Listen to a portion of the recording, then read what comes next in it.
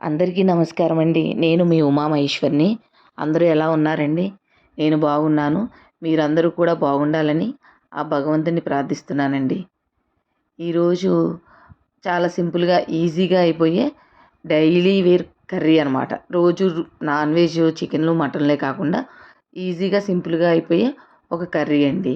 అదేదో కాదండి. బంగాళాదుంపలు ఉంటాయి కదండీ! ఆలుగడ్డలు అంటారు కదా!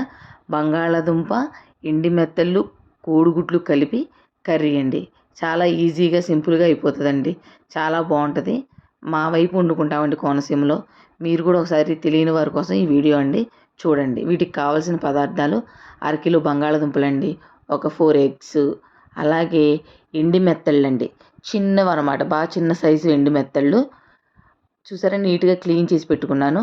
అలాగే 2 మీడియం సైజ్ ఆనియన్స్ అండి, ఉల్లిపాయలు, పచ్చిమిరపకాయలు 6, అలాగే సాల్ట్, పసుపు, కారం, ఆయిల్ అండి. ఈ ఎండు మెత్తళ్ళు చిన్నవెందుకు తీసుకున్నానంటే, మనం అన్నం కలుపుకుంటుంటే ముద్ద ముద్దలో వస్తాయి ఎండు మెత్తళ్ళు. చాలా బాగుంటుంది. నాన్ వెజ్ ఇష్టపడే వాళ్ళకి చాలా బాగుంటుంది. ఇది డ్రైవ్ అనమాట. చూసారా డ్రై మెత్తళ్ళు నీట్‌గా క్లీన్ చేసి పెట్టుకున్నానండి. చూడండి చాలా బాగుంటుందండి కర్రీ. ఒకసారి ట్రై చేయండి. ఎగ్స్ ఉడకబెట్టుకోవడం కోసం ముందు వేడి నీళ్ళు మరగబెట్టాలండి. నీళ్ళని మరగబెట్టుకోవాలి. అంతలోపలికి మన ఎండి మెత్తళ్ళు ఉన్నాయి కదండీ! ఆ మెత్తళ్ళని వాటర్ వేసి నానబెట్టుకోవాలండి. అవి ఎండిన మెత్తళ్ళు కదండీ! కొంచెం మెత్తబడతాయి అన్నమాట. చూసారు కదా! వాటర్ వేసి కూర స్టార్ట్ అయ్యే ముందు ఇలా చేసుకోవాలండి. అంతలోపలికి ఇవన్నీ కట్ చేసుకుంటే ఈజీగా అయిపోతుంది అన్నమాట. చూసారా వాటర్ మరిగిపోతున్నాయి. మరిగిన తర్వాత ఎగ్స్ వేసుకుంటేనండి ఒక 8 నిమిషాల్లో కోడిగుడ్డు ఉడికిపోతుందండి. ఎక్కువసేపు నీళ్ళతో పాటు ఎగ్ వేసి ఉడకబెట్టకూడదండి. ఈ ఫస్ట్ వాటర్ మరగబెట్టిన తర్వాత ఎగ్స్ వేసి ఉడకబెట్టుకుంటే ఈజీగా ఒక 8 నిమిషాల్లో కోడిగుడ్లు ఉడికిపోతాయండి. హై ఫ్లేమ్లోనే ఉడకబెట్టాలండి. చూడండి ఈజీగా ఉడికిపోతాయి అన్నమాట. అలాగే మన బంగాళదుంపల్ని చెక్కు తీసేసి కడిగి పెట్టుకోవాలండి. వాటర్లో వేసుకోవాలి, లేకపోతే నల్లగా అయిపోతాయండి బంగాళదుంపలు. నీట్గా చెక్కు తీసి ముక్కలుగా కట్ చేసి పెట్టుకోవాలండి. అలాగే ఎగ్స్ని కూడా పొట్టు తీసి పెట్టేసుకున్నానండి. ఎగ్స్ని పెంకులు వలిచేసి పెట్టుకున్నాను అన్నమాట. అలాగే మన 2 ఆనియన్స్ తీసుకున్నాం కదండి, చిన్న చిన్న ముక్కల కింద కట్ చేశాను. అలాగే పచ్చిమిరపకాయలకి ఘాట్లు పెట్టుకున్నానండి. మన మెత్తలు ఉన్నాయి కదండి, వాటర్లో నానబెట్టాం కదా, వాటిని నీట్గా శుభ్రంగా కడిగేసి పక్కకు పెట్టుకున్నానండి. నానేయండి కొంచెం సేపు, ఒక 15 నిమిషాలు నానితే సరిపోతాయండి. చూసారు కదా, గిన్నె పెట్టానండి. గిన్నె పెట్టిన తర్వాత కొంచెం హీట్ ఎక్కిన తర్వాత ఆయిల్ వేసుకుందామండి. ఆయిల్ కండి మన ఆయిల్లో ఉండే గరిటెతోటి ఒక 6 గరిటెలు ఆయిల్ వేసుకుందామండి. చూసారు కదా, ఆయిల్ 6 గరిటెలు అయితే సరిపోతుందండి. గ్రేవీ ఎక్కువ కావాలన్న వాళ్ళు ఉల్లిపాయలు పెంచుకోవచ్చండి. ఉల్లిపాయలు పెరిగితే ఆయిల్ పెరుగుతుంది, ఉప్పు కారం కూడా పెరుగుతుందండి. అది గుర్తుంచుకోండి. చూసారు కదా, ఆయిల్ హీట్ ఎక్కిన తర్వాత కొంచెం పసుపు వేసుకుందామండి. ఒక చిన్న స్పూన్ పసుపు వేసుకుందాం. అది బాగా చిన్న స్పూన్ కాబట్టి 2 స్పూన్లు వేసానండి. 2 స్పూన్స్ పసుపు వేసుకున్న తర్వాత ఎగ్స్ అండి, ఒలిచిపెట్టుకున్న ఎగ్స్ ఉన్నాయి కదా, వాటిని వేపుకోవాలండి. కొంచెం సిమ్లో పెట్టుకుని వేపుకోవాలండి. ట్రైప్లే గిన్నెలు కదండి, కొంచెం సిమ్లో పెట్టుకుని వేపుకున్న తర్వాత చూసారా ఎలా వేగిపోయాయో.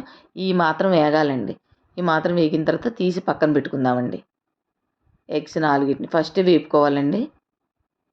ఒక పసుపు మాత్రం వేసి వేపుకోవాలండి. ఉప్పు కారం అలాంటివి వేయక్కర్లేదండి. చూసారు కదా, వేగిపోయినాయండి. ఇప్పుడు ఆ కాగిన నూనెలో మనం నీట్గా క్లీన్ చేసి పెట్టుకొని నానబెట్టుకున్న మెత్తలను వేసి జస్ట్ ఒక్క 3 మినిట్స్ వేపుకుందామండి. వేపి పక్కన పెట్టుకోవాలండి వాటిని. చూసారు కదా, అవి అంటే కొంచెం నీసు వాసన అది లేకుండా కొంచెం. కానీ డ్రై ఫిష్లు, డ్రైవి నచ్చే వాళ్ళకి, అలాంటి కూరలు తినే వాళ్ళకి ఈ కూర చాలా బాగుంటుందండి. చూసారా ఎలా ఉన్నాయి, చిన్నవండి బాగా. అంటే ముద్ద ముద్ద కలుపుకుంటే వాటితో పాటు వెళ్ళిపోతాయి. ప్రత్యేకంగా తినక్కర్లేదు అన్నమాట దీన్ని. చూసారు కదండి, వేపి పక్కన పెట్టుకోవాలండి. ఇప్పుడు అదే ఆయిల్లో ఆనియన్స్, పచ్చిమిరపకాయలు కట్ చేసుకున్నాం కదండి, అవి వేపుకోవాలండి. కొంచెం సేపు వేగితే సరిపోతుందండి. ఆనియన్స్, పచ్చిమిరపకాయలు వేపుకునేటప్పుడండి సాల్ట్ వేసుకుందామండి. కర్రీకి ఎంత సాల్ట్ అయితే సరిపోతుందో అంత సాల్ట్ ఇప్పుడే వేసేస్తానండి. కొంచెం వేగిన తర్వాత వేసుకోవాలండి. చూసారు కదా, కొంచెం సేపు వేగనివ్వాలండి. ఎక్కువ కూర కావాలి, ఎక్కువ గ్రేవీ కావాలంటే ఆనియన్స్ని పెంచుకోవాలండి, ఆయిల్ పెంచుకోవాలి, ఉప్పు కారం కూడా పెంచుకోవాలి. చూసారా, ఒక స్పూను సాల్ట్ అయితే సరిపోతుందండి. కూర మొత్తానికి సరిపోతుందండి అది.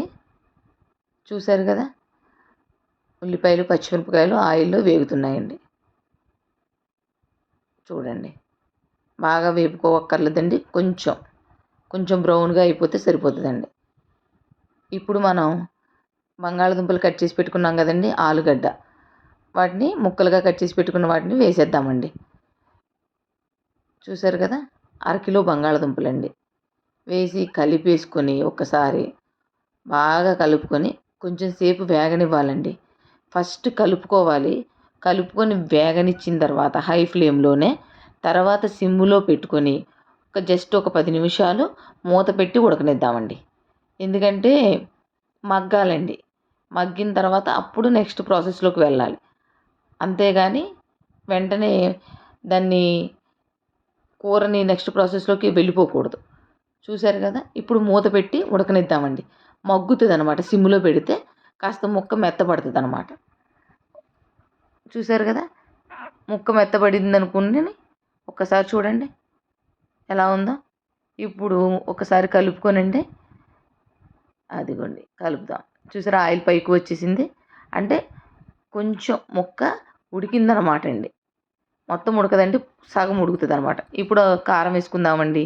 ఆ స్పూన్ తోటి ఒక 3 స్పూన్లు కారం వేసుకుందామండి. ఇది మసాలా కారం అండి. మా మసాలా కారం ఎలా తయారు చేయాలి అంటే మా వీడియోస్లో ఉంటుంది చూడండి, చాలా బాగుంటుందండి కారం. 3 స్పూన్స్ వేసుకున్నాం కదండి. ఇప్పుడు కలుపుకొని ఒక్కసారి కొంచెం సేపు వేగనిద్దామండి. కొంచెం సేపు వేగనిచ్చాక అదిగోండి, చూసారా ఎలాగ ఉందో, చాలా రెడ్గా ఉంటుందండి ఈ కూర కూడా. ఒక్కసారి ట్రై చేయండి.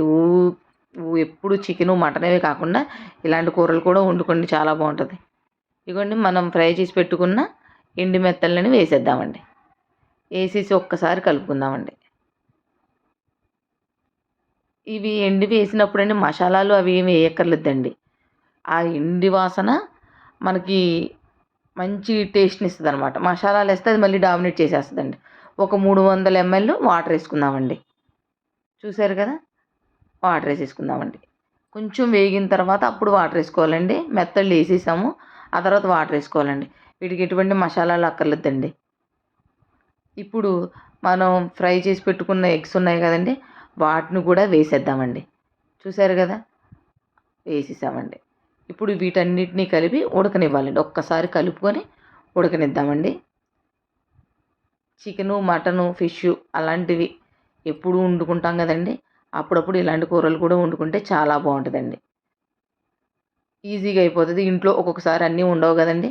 బంగాళదుంపలు మన పల్లెటూరులో అయినా చిల్లర కొట్ల దగ్గర దొరుకుతాయి కదండి, తెచ్చుకొని గబగబున వండుకోవచ్చు అనమాట.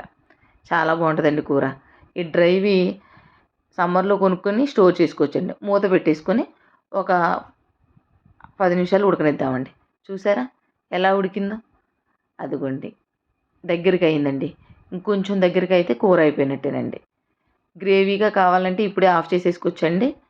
ఇంకొంచెం దగ్గరికి కావాలంటే కొంచెం సేపు ఉడకనిద్దామండి. చూసారా, కోడిగుడ్డు బంగాళదుంప ఎండి మెత్తలతో కర్రీ అండి, చాలా బాగుంటుందండి. ఒకసారి ట్రై చేయండి.